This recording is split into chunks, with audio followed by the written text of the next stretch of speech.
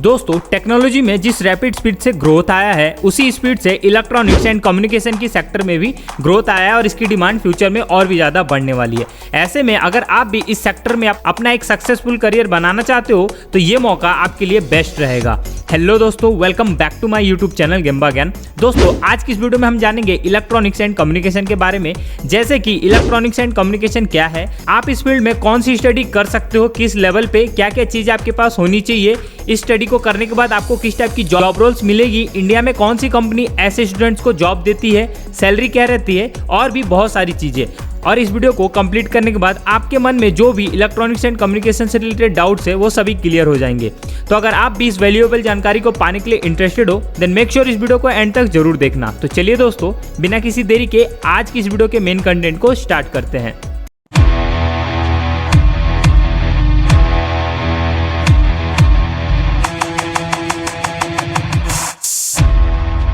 तो दोस्तों चलिए सबसे पहले जानते हैं इलेक्ट्रॉनिक्स एंड कम्युनिकेशन क्या होता है।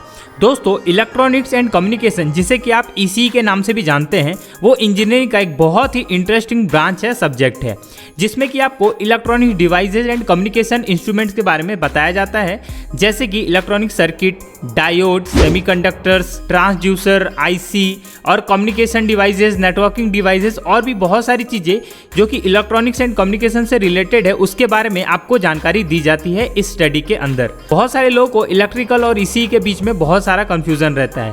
तो दोस्तों इलेक्ट्रॉनिक्स एंड इलेक्ट्रिकल के बीच में जो सबसे मेजर डिफरेंस होता है वो ये है कि इलेक्ट्रिकल के अंदर हाई वोल्टेज पे काम करने वाले डिवाइसेस आते हैं और इलेक्ट्रॉनिक्स के अंदर लो वोल्टेज पे काम करने वाले डिवाइसेस, जैसे कि सेमीकंडक्टर, माइक्रो प्रोसेसर और भी अलग अलग चीजें। और साथ के साथ इलेक्ट्रॉनिक्स में डिसीजन मेकिंग इक्विपमेंट्स को कंसीडर किया जाता है, जबकि इलेक्ट्रिकल में डिसीजन मेकिंग इक्विपमेंट्स नहीं आते, जिनमें कि प्रोसेसर नहीं लगा होता, कंट्रोलर्स नहीं लगा होता और भी बहुत सारे डिफरेंस है जो कि इलेक्ट्रिकल को इलेक्ट्रॉनिक्स से अलग बनाते हैं। और इनके बारे में जब आप स्टडी को करोगे तो आपको सारी चीजें पता चल जाएंगी। बात करें इलेक्ट्रॉनिक डिवाइसेस की, तो आप अपनी डेली लाइफ में जितनी चीजें यूज करते हो उनमें से ज्यादातर चीजें इलेक्ट्रॉनिक डिवाइसेस में आती हैं, जैसे कि TV, fridge, AC, cooler, Bluetooth devices, fan और भी अलग अलग चीज़ें जिसमें कि इलेक्ट्रॉनिक सर्किट, डायोड, सेमीकंडक्टर का यूज हुआ है, वो सभी इलेक्ट्रॉनिक डिवाइसेस में कंसीडर किए जाते हैं। आप खुद अंदाजा लगा सकते हो कि आप अपनी डेली लाइफ में कितने ज़्यादा इलेक्ट्रॉनिक डिवाइसेस का यूज़ कर रहे हो।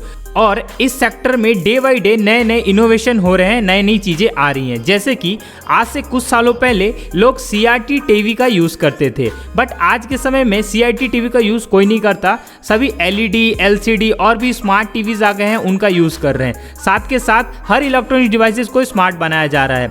स्मार्ट टीवी के साथ साथ smart fridge, automatic washing machine और भी अलग अलग डिवाइसेस हैं जिसमें कि नए नए इनोवेशन किए जा रहे हैं। तो इससे आप खुद अंदाज़ा लगा सकते हो कि इस सेक्टर में इनोवेशन के कितने स्कोप है और इसमें करियर बनाना आपके लिए कितना बेनिफिशियल रहेगा। तो चलिए अब बात करते हैं स्टडीज के बारे में। इलेक्ट्रॉनिक्स एंड कम्युनिकेशन इंजीनियरिंग में बेसिकली आप 3 टाइप की स्टडी कर सकते हो। पहला है डिप्लोमा लेवल पे, दूसरा है बीटेक लेवल पे और तीसरा है मास्टर लेवल्स पे। बात करें डिप्लोमा लेवल की, तो अगर आपको diploma in electronics and communication engineering की पढ़ाई करनी है तो उसके लिए आप कम से कम 10th पास होने चाहिए। 10th पास होने के बाद आप अपने स्टेट के पॉलिटेक्निक इंट्रेंस एग्जाम को क्लियर करके अच्छी रैंक लाके अपने स्टेट के किसी भी कॉलेज से इसी ब्रांच में एडमिशन ले सकते हो। बेसिकली डिप्लोमा की पढ़ाई 3 साल की होती है।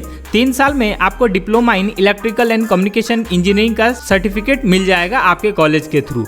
बात करें बीटेक लेवल की, तो अगर आप इसमें बीटेक करना चाहते हो तो आप कम से कम 12th पास होने चाहिए और साथ के साथ आप जेई मेंस, जेई एडवांस जैसे कॉम्पिटिटिव एग्जाम को क्लियर करके इंडिया के किसी भी बीटेक कॉलेज में इसी ब्रांच में एडमिशन लेके बीटेक कर सकते हो इलेक्ट्रॉनिक्स एंड कम्युनिकेशन इंजीनियरिंग में।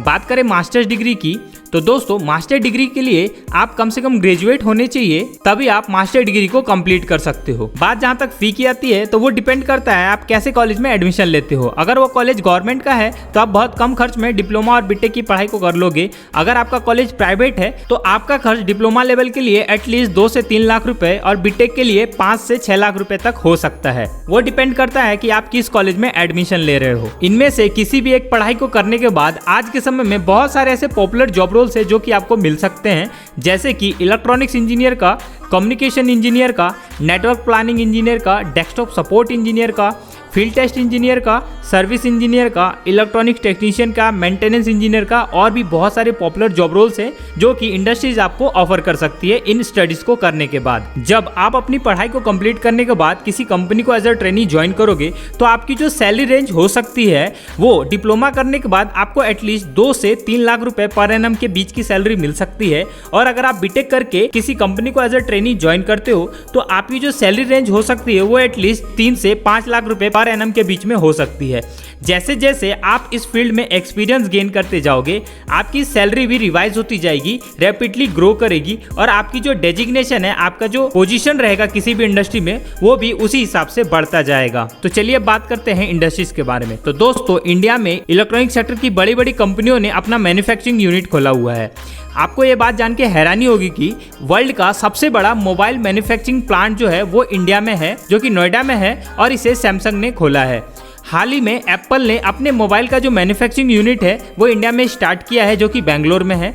और भी इंडिया में बड़ी बड़ी कंपनियां हैं जो कि इलेक्ट्रॉनिक सेक्टर की है और जिनका मैन्युफैक्चरिंग यूनिट भी इंडिया में है, जैसे कि Havells India Limited, Panasonic, Philips, Whirlpool, LG, Daikin, Carrier Midea और भी बड़ी बड़ी कंपनियां हैं जो कि इलेक्ट्रॉनिक्स कंपोनेंट, इलेक्ट्रॉनिक डिवाइसेस को बनाती है और उन सभी के मैन्युफैक्चरिंग यूनिट इंडिया में स्थित है। और इन सभी कंपनीज में इलेक्ट्रॉनिक्स एंड कम्युनिकेशन इंजीनियर की काफी ज्यादा डिमांड रहती है। अगर आप इस स्टडी को चूज करते हो तो जो भी जॉब रोल्स मैंने आपको बताई उनमें से कोई भी जॉब रोल्स आपको इनमें से किसी भी इंडस्ट्रीज में, किसी भी कंपनी में मिल सकती है।